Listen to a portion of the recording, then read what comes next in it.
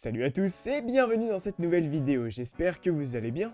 Aujourd'hui, on se retrouve pour un nouvel épisode des Recueils Galactiques, encore une fois consacré à la Nouvelle République. Maintenant que j'ai fini la phase 1, je vais vraiment me plonger dans ces critiques parce que je peux vous en parler, j'ai du recul pour pouvoir comparer les œuvres. Donc aujourd'hui, si on se retrouve pour une critique, c'est pour parler du roman En pleine ténèbres, qui est donc le premier roman jeune adulte de la phase 1 de la Haute République. Ce roman se place donc en 3ème position dans la chronologie de la première phase de la Haute République, après La Lumière du Jedi et Une épreuve de courage.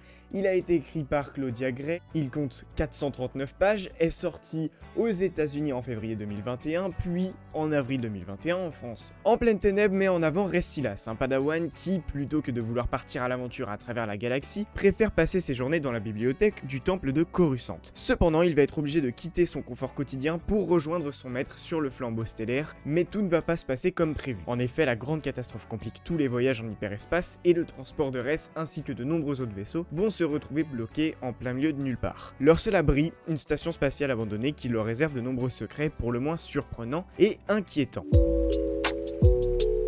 Donc pour moi vraiment ce roman il est très intéressant, son histoire elle est très bien menée, on a des personnages qui sont développés qui sont très intéressants aussi. Je parlais de Rez Silas dans mon résumé, on a aussi donc Orla Jareni et Comac Vitus du côté des Jedi, on a aussi donc l'équipage du vaisseau qui sont des personnages vraiment incroyables, donc on a Afi Holo, Leox Jazzy et Géode. Leox Jazzy dites-vous c'est le philosophe qui vit en mode peace and love, qui vient avec ses petites leçons et tout, il est trop drôle vraiment. Et Géode qui est donc le running gag de cette phase 1, un personnage rocambolesque qui paraît même pas pouvoir exister dans un univers comme celui-ci, mais si, on est dans du fantastique un peu. Je parlais de Comac Vitus et de Orla Jareni, on a un super flashback qui accompagne l'histoire sur eux.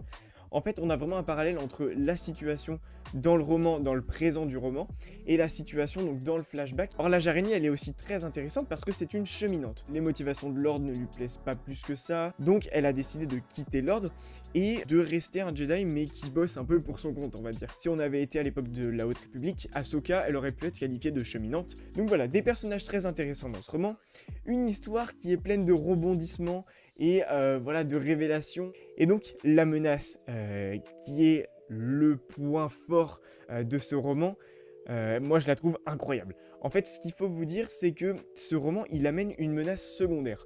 On avait donc dans La Lumière des Jedi bien sûr les Nihil, et là on a une deuxième menace qui arrive, qui est beaucoup plus secondaire certes, mais que je trouve vraiment incroyable.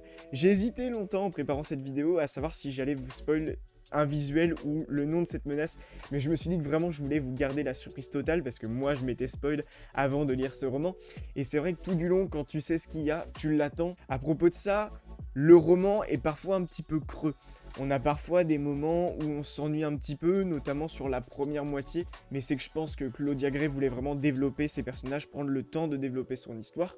Donc voilà, c'est compréhensible, mais certes, c'est pas à la hauteur de La Lumière du Jedi où on a vraiment des intrigues de partout et voilà, ça part dans tous les sens.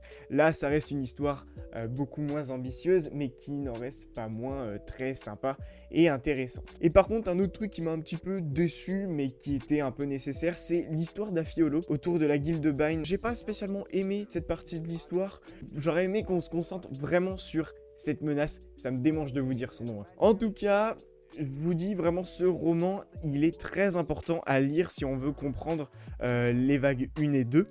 Même si, voilà, comme je vous le disais, il reste assez secondaire, il est beaucoup moins ambitieux que La Lumière des Jedi, mais moi j'ai vraiment passé un beau moment pendant cette lecture.